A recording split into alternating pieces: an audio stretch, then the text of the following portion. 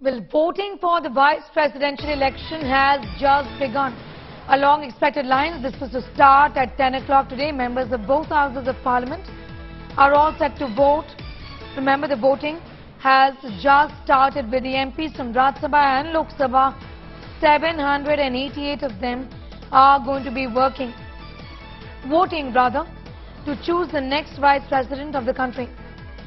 Remember, when it comes to the numbers, it does appear that the numbers in fact are stacked heavily against the NDA candidate Jagdeep Dhankhar. Margaret Alva is the opposition candidate who is getting support from at least 20 opposition parties.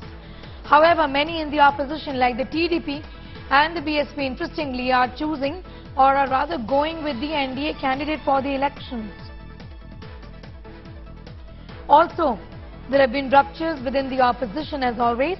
TMC again has made it clear that they are going to be abstaining, and which obviously to a great extent will be hurting Margaret Alva's chances as well. TMC, remember, is one of the largest opposition parties in Rajya Sabha. If they abstain, it would mean that Margaret Alva's chances will be hurt. Jagdeep Dhankhar is the NDA candidate. He is facing Margaret Alva, who has been backed by at least 20 political parties, members of the opposition. Interestingly, TDP and BSP are voting for Jagdeep Dhankhar. The votes will be counted later in the day. Voting ends at 5 o'clock. Results will be declared by around 7:30 p.m. is what we know. And the oath-taking ceremony of the 14th Vice President of India is going to be on the 11th day of August. Visuals in fact coming in of the voting that has started. Members of Parliament will be voting for the 14th Vice President of the country. Pictures now of the Prime Minister right there. Prime Minister Narendra Modi, Member of Parliament from Banaras, is in fact casting his vote to choose the next Vice President. 788 Members of Parliament are all set to vote in the Vice Presidential elections. The voting process has already started. Members of Parliament in a queue right now, as you can see, to vote the next Vice President of India, the 14th Vice President of India. Margaret Alva is the opposition's candidate. TMC, interestingly, is going to abstain, and this undoubtedly will be hurting the chances of Margaret Alva, given that the TMC is actually one of the largest opposition parties, at least in the upper house.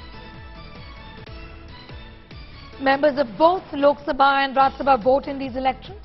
This is how the Electoral College functions. 788 MPs in total for the Vice President elections. It is estimated that of this, the NDA alone has 394, which is right above the halfway mark of 391. With support of allies, this number actually, which means support for Jagdeep Dhankhar, is going to extend more than 500. This obviously indicates that there could be a smooth win for Dhankhar. Margaret Alva, however, says there are 20 opposition parties and more voting for her. Nothing can be ruled out. This is not a token fight, is what she said. She is the opposition's candidate. Prime Minister Modi on your screens right now, just after he cast his vote for the Vice President, the 14th Vice President of the country. Milan Sharma tracking all of those details for us today. Milan, in fact, interesting developments from Parliament, where on one hand BSP and TDP are going with Jagdeep Dhankhar, and TMC, which is in fact a key member of the opposition, has a large number of MPs in both the houses, is choosing to abstain. This will hurt Margaret Alva's chances. Well, that's right, Sneha. The TMC has about 36 MPs who have chosen to abstain as Mamata Banerjee and the TMC party have decided not to support any candidate in the vice presidential elections, neither Mr. Jagdeep Dhankhar nor Margaret Alva. But looking at the way NDA has gathered support as well, we know that around 441 MPs, including 394 MPs of the BJP, will form the NDA strength, and 5 nominated members of the NDA have also decided to support Jagdeep Dhankhar. And looking at this particular mathematical equation that the BJP is trying to put forward, it seems possible that Jagdeep Dhankhar could get 70% votes as projected, 2% more perhaps than Mr. Venkaiah Naidu when he was elected Vice President. And at the same time, from the Margaret Alva side, we do see parties who are supporting Margaret Alva as well, whether it's MK Stalin's DMK or whether it's Lalu Yadav's party. They have come out in support. Even the Samajwadi Party, they're supporting Margaret Alva. But the numbers alone show that it could be a smooth sailing affair for Jagdeep Dhankhar, just because of the sheer support that he may receive from the NDA's strength. And certainly, we cannot rule out the possibility of cross-voting as well, like it happened in the presidential elections.